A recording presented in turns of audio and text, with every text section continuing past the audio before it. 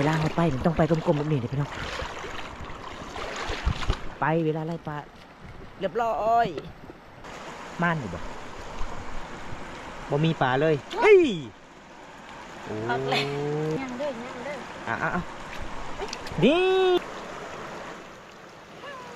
นี่เรียบร้อยอีกเลยปลาไหลออกเรียบร้อยส่งตัวปล่อยเนาะส่งตัวเนาะ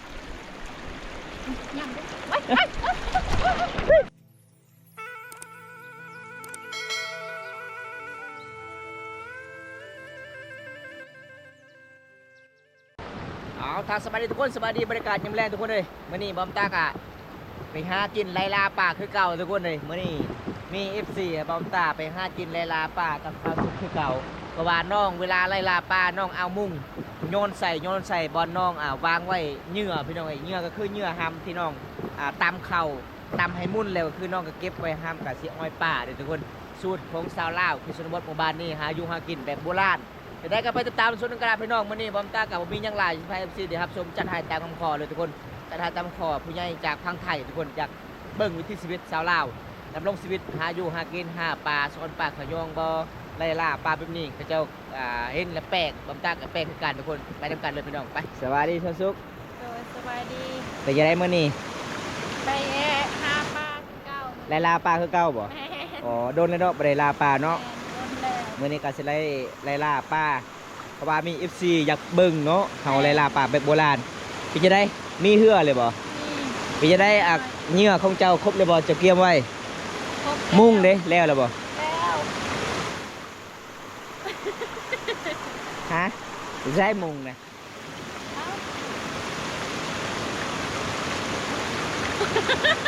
เริ่มมุง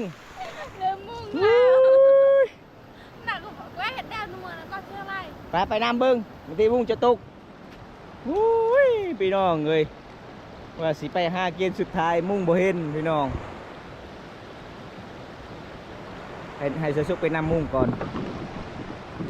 อันนี้คือเป็นน้ำเซลนองได้น้ำเซลนองแกงคูณสี่บ้านน้ำเป็นบ้านแกงคูณสี่ทุกคนชาวบ้านข้าเจ้าก็อยู่ทางลุ่มข้าเจ้าก็ซ่อนปลาขยองหลายเลยบางคนก็ใส่มองส่วนเฮาก็สีหากินกับสุกกับสีไลปลาคือเก่าพี่น้องแลลาป่าแบบโบราณบรรยากาศยามแรงมื่อนี้ก็จะได้กินหรือบ่ทุกคนเฮาก็สิเอาเหือนี่แหละไปทุกคนเพราะว่านี่ธรรมชาติสุดยอดลายเลยพี่น้องบรรยากาศยามแรงเป็นจำนวนลายเลยพี่น้อง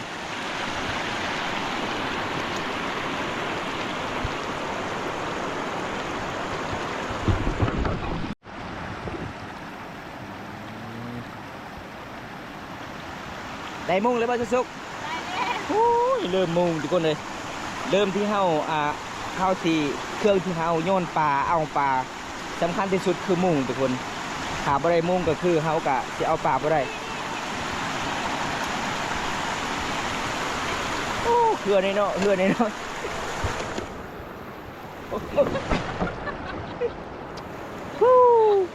เฮ็ดดีได้ตกเหือเด้ซะสุกเอ้ย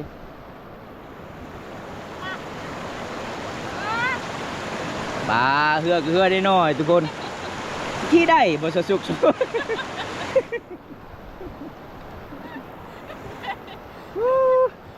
เอาเหือได้น้อยทุกคนเลยสิไปได้บ่เนาะ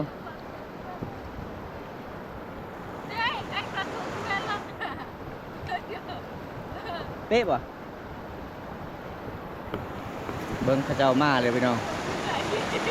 อันตรายเลยเป็นตาเสี่ยงเลยเหือนี่ทุกคนเหือได้น้อยพี่น้องเลย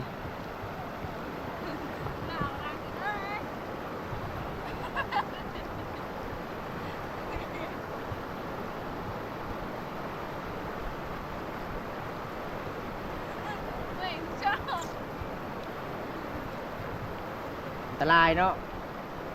เหือได้น้อยนี่บ่ได้เอาทุกคนเปลี่ยนเหือก่อนเหือน้อยๆนี่ไปบ่ได้เลยพี่น้องเลยเพราะว่าน้ำมันไหลแห้งอยู่จุดแกงอันนี้คือชาวบ้านเขาเจ้าหากมาแต่หายแต่ส่วนเลยอันเหือใหญ่นะสิไปได้อยู่พี่น้อง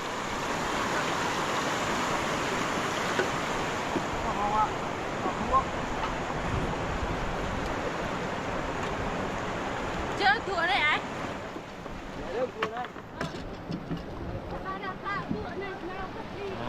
ไป นะเจ๊ บ่ได้เรือเป็นเรือก้อนพี่น้องอันตรายแน่นอนทุกคนค่ะ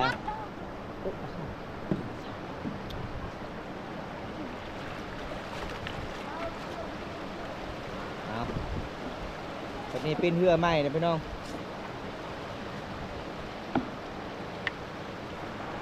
เป็นเรือก่อน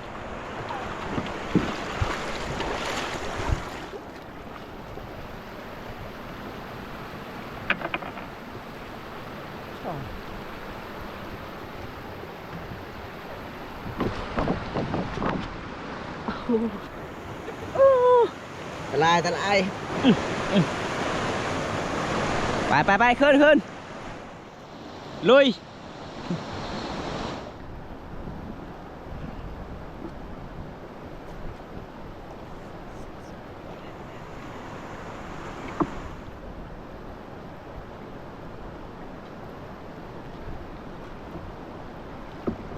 เอา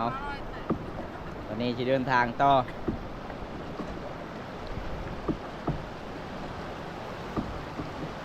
เบิ้งหนำมันไล่ให้ทุกคนเลยที่บอกกันเทือหน่อยเรียบร้อยเลยทุกคนเทือหน่อยเด้ตัวไหนหน้าห้าวสีไปบ่ได้เลยไปบ่รอดเลยเทือหน่อย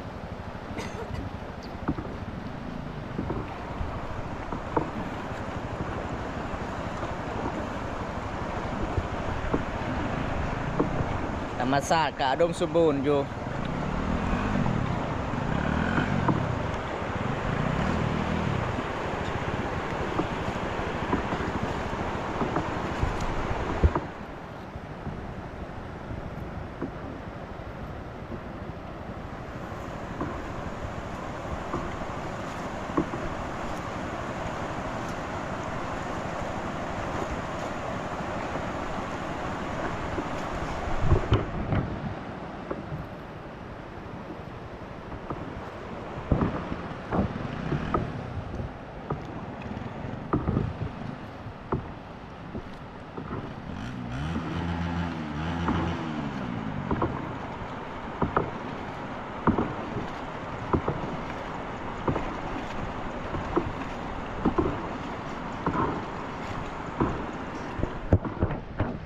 จุดนี้ก็เป็นจุดที่ชาวบ้านตึกป่าพี่น้องบนก้อนหินใหญ่ๆทุกคน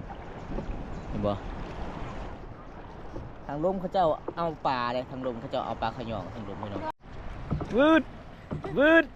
ฮู้นักไฟเรือบ่แม่นธรรมดาเด้อทุกคน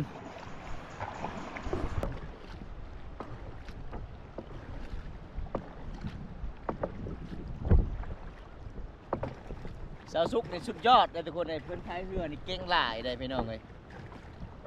เพราะว่าบรรยากาศยามแรงบางคนก็สวนป่าขยองเลยส่วนเฮากับศิลาป่ามื้อนี้ทุกคน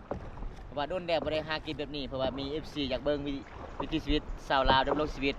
แบบเดิมๆแบบโบราณมันแปลกหลายก็เลยมื้อนี้ก็จัดให้ตามคำขอเลยทุกคนตอนนี้ก็สิฮอดหมายเลยเด้อฮอดจุดแล้วพี่น้อง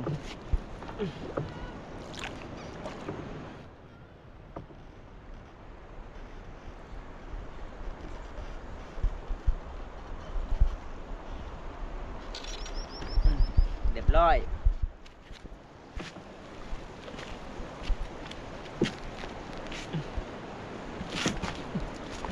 เอาตัวนี้ก็ฮอดมากเลยพี่น้องเลยเกือบตกนำเบาตาเพราะว่าขี่เรือน้อยไปบ่ได้ทุกคนเบิ่งบรรยากาศในจุดนี้ชาวบ้านมาหลายๆคนเขาจะซ้อนปลาขยองทางนู้นพี่น้องบางคนก็ใช้หม้องได้เป็นตะม่วนหลายพี่น้อง ตอนนี้เฮาก็ฮอดพากแล้วเด้อฮอดบรรจุดที่เฮาเคยไปอ้อยปลาแล้วทุกคน มื้อนี้ก็ไปลาปลาคือเก่าทุกคนกับบาวบุญตามื้อนี้สาวสุกก็มีสาวสุกก็ที่คนเนี่ยก่อนทุกคน เอายัง เอาดินทราย อันนั้นใส่กับยัง ใส่กับห้าม ใส่กับห้าม แมน โอ้ นี่เป็นมีเลยทุกคน อ๋อ รถเลวเวลาปลาแบบนี้ โดนเลยปะ แมน โดนแล้วเนาะไปลาปลาเนาะ แมน แต่ก่อนอยากลาปลาเตงสองหน่วย หุ้ยพี่น้องเอ้ยมันมีบ่ปลาแตงบ่ บ่มี บ่มีบ่มักแตงช่วงนี้ก็จะปลูกตามเข็มเซนี่หลายเนาะ ส่วนหลายดกได้มักแตงได้ วันนี้บำตาซื้อมาอยู่เมืองนอง2 หน่วยป้าราคาแพงมักแตงอยู่บ้านเจ้าเขาเจ้าขายมักแตงบ่ บ่ บ่ขายปลาเป็นหยังคือบ่ขายคือเขาปลูกบักไล่ๆหนึ่ง คือบักไล่เต็มมักแตงเป็น2 หน่วยเด้เบิ่งมักแตงตามแคมสิพี่น้องเอ้ยคนใหญ่เลยเนาะ แล้วเราบ่จะใส่เหงื่อมื้อนี้ แล้ว ไปอ้อยนำกันทุกคนมื้อนี้ก็ตามติดวิถีชีวิตสาวสุขคือเก่าเด้อทุกคนเอ้ยน้องไปลาปลาคือเก่าบริการยามแรงเด้อทุกคนไปนำกันพี่น้อง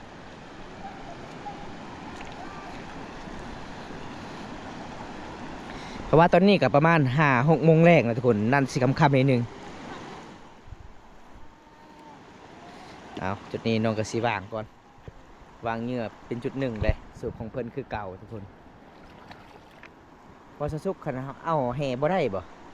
บ่ได้ต้องเอามุง แม่ โอ้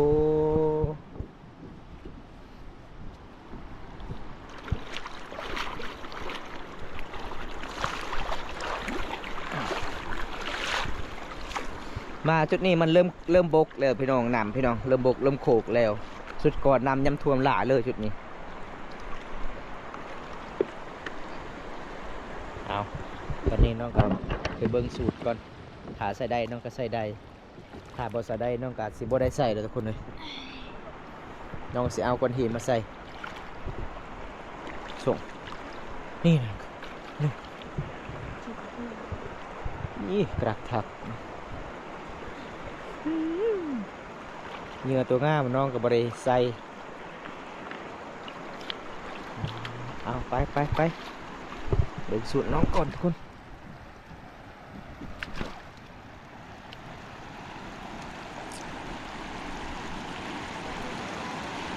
โอ้สบานหลายเนาะเจ้าหาปลาขยองยำแรงเนาะ แม่ ไปตะม่วนหลายเลยทุกคนเลยบางคนก็ใส่หมองได้ใส่ปะไว้เศร้ามืออื่นแล้วก็ไปยามไปจอบ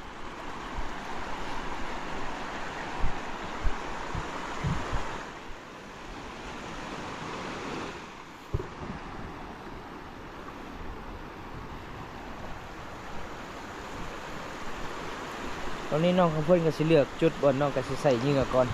หรือว่าสิวางเหงื่อมันเติมเริ่มเลยมันจะมูดเลย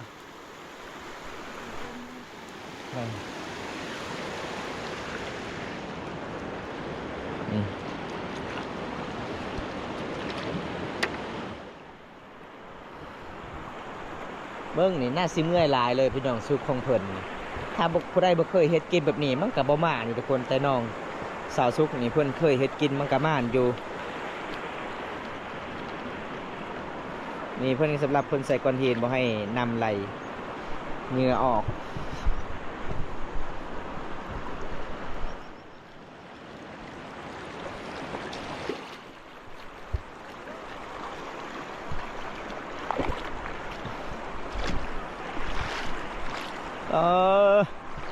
ปุ๊บปุ๊บ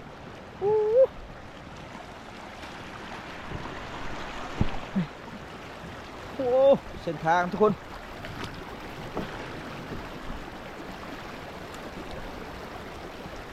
โอ้งามแล้วจุดนี้ใช่เลยนะงามแล้วเอา2 จุดแล้ว3 4 5 จุดแล้วทุกคนเลย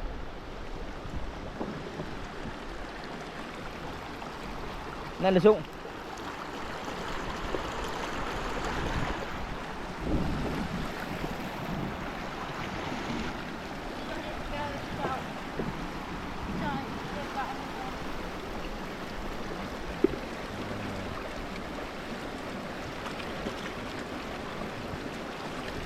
เจ้าชื่อได้บ่ ชื่อ เอาไปเบิ่งน้ำกันเด้อทุกคนเพิ่นว่าชื่อได้เด้วามตานี่น่าจะเป็นหัวเลยเพื่อสิได้ชื่อน้องว่าชื่อใดเบิ่งน้องเวลาน้องไปนี่สุดยอดเลยได้พี่น้องกระโดดเอาเลย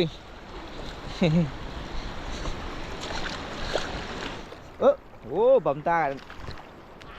เอานี่น้องก็ใส่อีกจุดนี้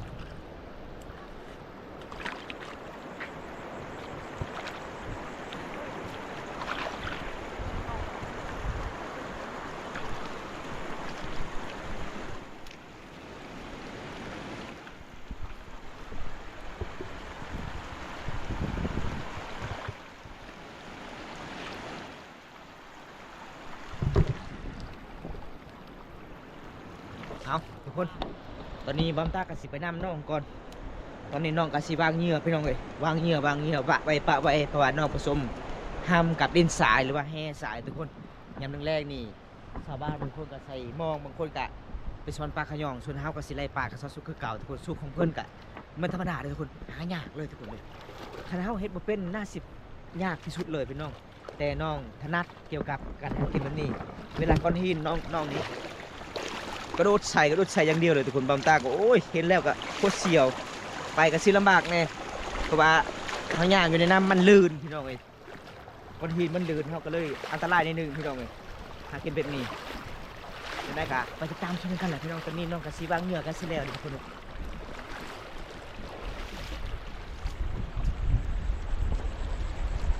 โอ้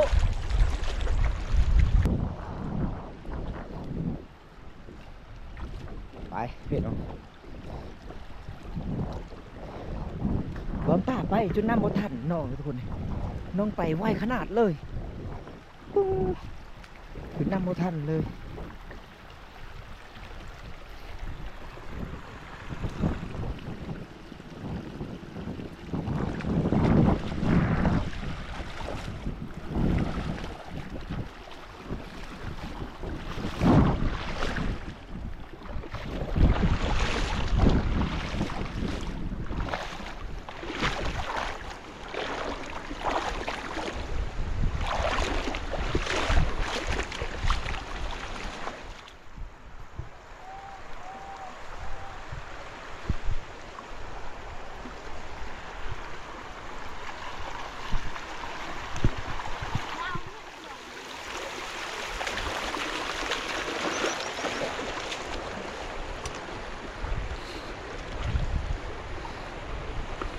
นี่ได้สีหมดเลยบ่หมดแล้วเนาะถ้าหมดนี่เขาก็ไปเอามุงกับไปดักเลยทุกคนเลย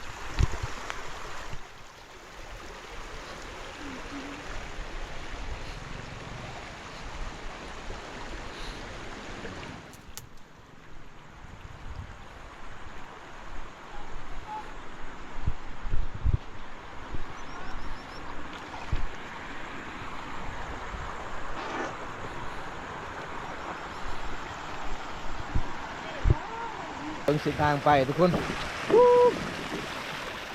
อ๊บ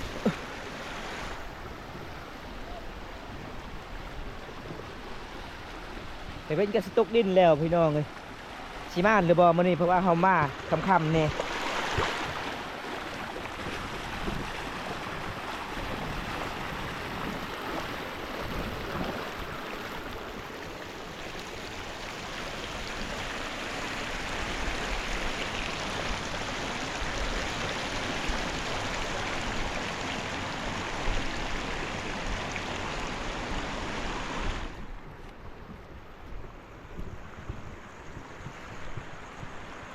เป็นยังไงเสียสุกแล้วบ่จะวางเหงื่อแสดงว่าเฮาวางสำเร็จตัวนี้ก็สิไปเลยลุยเลยไปเบิ่งนำกันทุกคนอันสีม่านหรือประมาณเมื่อนี้นะทุกคนโดนแล้วบ่ได้ไปหาแบบนี้เพราะว่าชาวบ้านเขาเจ้าใส่มองหลายอย่างเขาเจ้ากะสิไล่ปลาออกหมดทุกคนเลยตอนนี้เฮากะสิไปให้มันทันเวลาเพราะว่ามันสิมืดมันสิค่ำเฮากะสิ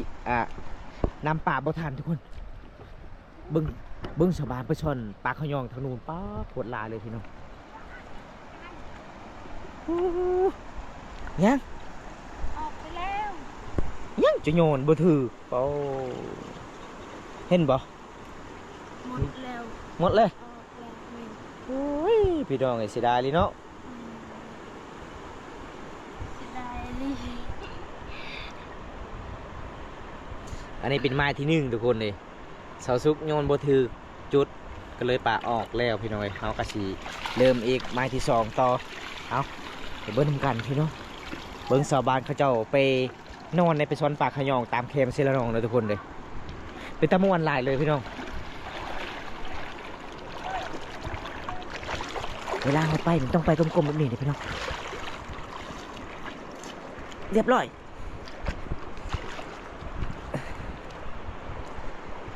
เป็นจะได้สุดๆมาอยู่บ่บ่เห็นเลยไปไม้ต่อไป เนาะตามติดวิถีชีวิตชาวทุกก่อนทุกคนไปเวลาไล่ปลาเรียบร้อยเฮ้ยนิกม่านอยู่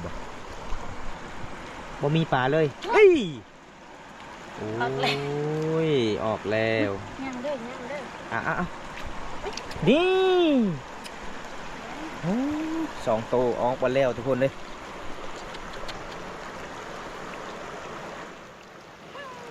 นี่เรียบร้อยเอาเลยไหมได้เลยป่ะฮะ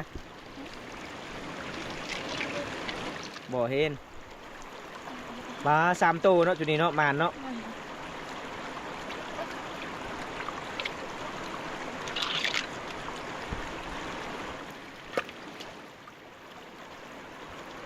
ลังเด้ปลาตกอีกเด้ปลาไหลออกเรียบร้อยปุ๊บเห็นบ่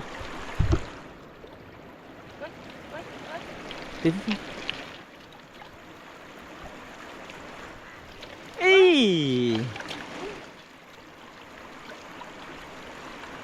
มาแล้วนี่สวัสดีFCเลยมาที่2มานมาที่3มานเลยทุกคนมาน3 ตัว2 ตัวปล่อยเนาะ2 ตัวเนาะ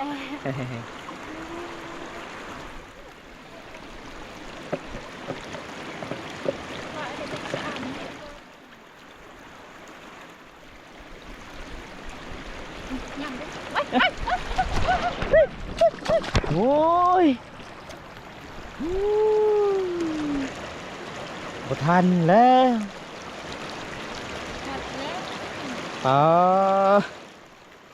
เกือบได้4 ตัวสุดท้ายจับบ่ทันพี่น้องเอ้ยโอ้เสียดายเลยเนาะหมาน4 ตัวทุกคนได้แต่1 ตัว3 ตัวปล่อยเบิดเอารุ่นติดต่อไปไม้ที่4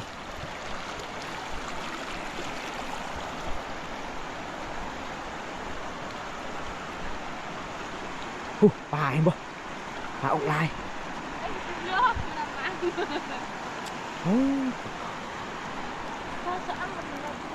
ไปมาเบิ่งกันไม้ทุกคนเลยเพราะว่าไม้ที่3ม่านที่สุดเลยแต่เอานี่เอาบ่ได้พี่น้องปลาดินกระเด็นออกหมด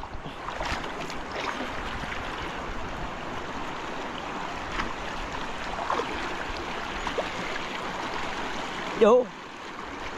โอ้เลือกลายเลยพี่น้อง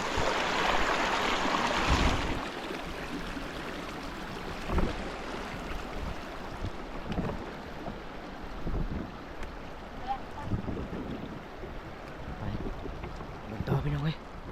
สิมาอันหรือเปล่าเรียบร้อยแบบนี้เห็นอยู่ป่ะปากออกมาเลยบ่เห็นเลย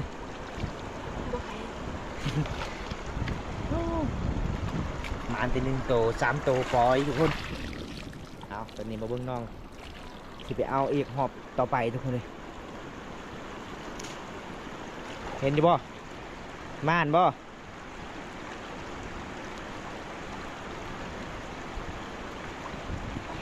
บ่เห็นเสียดายหอบที่3ไม้ที่3จุดที่3มานที่สุดเลยสุดท้ายเขาเอาบ่ได้ป่าพี่น้องปลายามแรกนี่บางคนก็เสียช้อนปลาขยองเบิ่งทุกคนนี่คนใส่มองเพราะว่าปลามันก็หู้ลายเลยเพราะว่ามีคนมาลินน้ำจุดนี้พี่น้องหรือว่ามาไปจุดนี้เลยปลาก็เลยมันออกเบิด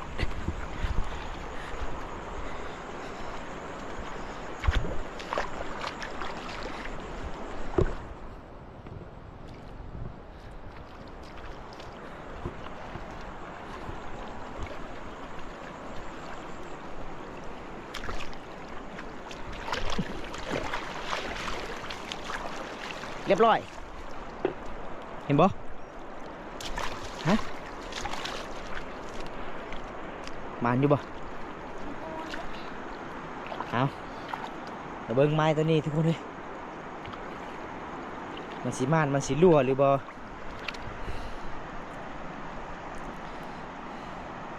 เบิ่งน้องงมปลาก่อน บ่เห็นปลา บ่เห็นปลาเลย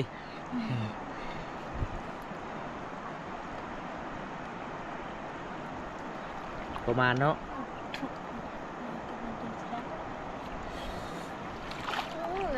เป็นจังได๋สะสุกไม้นี่ม่านอยู่บ่เบิ่ง ปลาหยังนี่ เบิ่งนี่ได้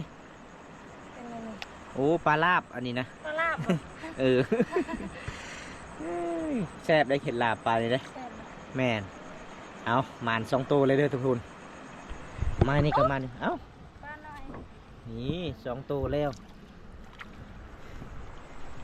ยังจักบอลเนาะ ยังไร ยังลายอยู่เนาะโอ้ไม้ที่3นี่มาในลีเด้ไม้ที่3เด้อ มา เฮาจับบ่ทันนี่ปลาออกอีกแล้วนี่ล่ะคือเอิ้นสูตรหากินแบบโบราณในหมู่บ้านสาวสุกก็คือสาวลาวกันหลายๆคนหากินแบบนี้ทุกคนมื้อนี้มีเห็นสาวไข่เพิ่นไปสอนปลาขะยองกับมานปลาเบิ่งชาวบ้านสอนปลาขะยองไปแต่ม่วนเนาะสาวสุก แม่น ฮู้เบิ่งพี่น้องพูนภาคใต้พุ่นล่ะออกมันออกกลางคืนบ่ปลาขะยองบ่โอ้บางคนบ่เข้าใจว่าปลาขะยองนี่จะเป็นไข่ปลาบ่แม่นเนาะ แม่น มันจะเป็นปลาขะยองอะไรเด้อทุกคนนี่มันออกเวลากลางคืนมันเป็นเวลาโมงประมาณ 7-8 โมงเมื่อคืนนี้สาบานได้หลายเนาะเมื่อคืนนี้เนาะ ร้าย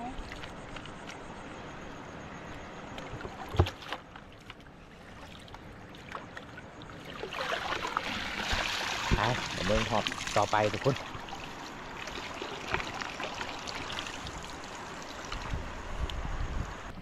มาน เป็นจะได้มานบ่ แม่น เอาทุกคนไม้นี่เป็นจะได้โอ้ใหญ่เนาะ แม่น เบิ่งโอ้ทำบ่ได้ปล่อยนี่น่าสิได้หลายอยู่เด้อ แม่น นี่มานดูทุกคนไม้นี่ หมดแล้ว มานอยู่หมดแล้วไปมาลุ้นต่อทุกคนเลยตอนนี้มันสิค่ำเนี่ยพี่น้องเอ้ยภาพมันกับบริคอยแจงปันใดขอโทษขออภัยละลายนำเด้อ FC เอ้ยเพราะว่ามื้อนี้พื้นฟ้าอากาศมันก็สีหนาวๆนี่ก็เลยมันสิมันมืดพอเวลา6 โมงเลยเด้อทุกคนเวลาไปต้องค่อยๆไปเลยทุกคนเห็นบ่มันจะเป็นปองลายเลยมันเป็นอันน่ะเป็นอิหยังเขาเอิ้นเป็นทำลายทุกคนเลย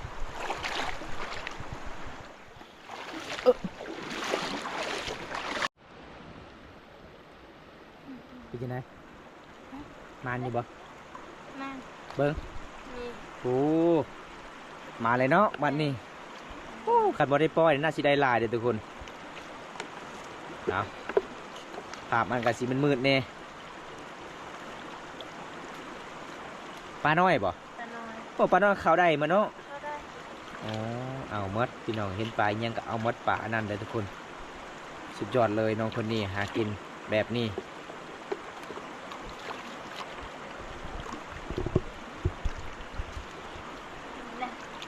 หมดเลยเนาะโอ้มันสิค้ำแล้วทุกคนเลย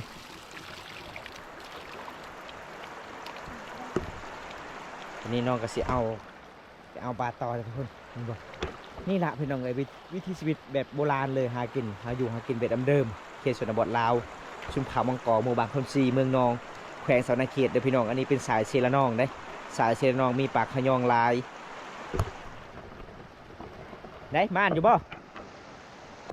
มันประมาณ4 ตัวพี่น้อง4 ตัวปล่อยได้5-6 ตัวครับปล่อยเอา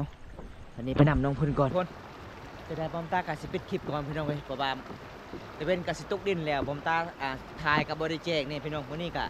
มานอยู่สาวสุขหากินเพราะว่าปลาปล่อยออกประมาณ4-5 ตัวพี่น้องเขาได้ประมาณ4 ตัวได้บรรยากาศยามแรงนี่ชาวบ้านเขาเจ้ากะหาปลาขยองซ้อมปลาขยองหลายเลยพี่น้องเขาเจ้าไปนอนทุกคนเขาเจ้าคือไปสายไปนำเพราะว่าตอนนี้สาวสุขน้องเพื่อนกำลังศิลาปลาต่อทุกคนบอมตากาสิปิดก่อนทุกคนเลยถ้าบ่ได้อยังหาชมคลิปคลิปนี้ก็คือครับชมคลิปตอนต่อไปพี่น้องบอมตากาสิได้ถ่ายอีกวิถีชีวิตน้องสุขสาวลาวพามังกรหาอยู่หากินแบบโบราณเอาห้ำแล้วก็ป้นกับแห่ทรายแล้วก็มาดักปลาพี่น้องแล้วก็เอามุงมาโยนใส่เวลาเขาดักปลานี่น้องหาบนจุดใดมันจะเป็น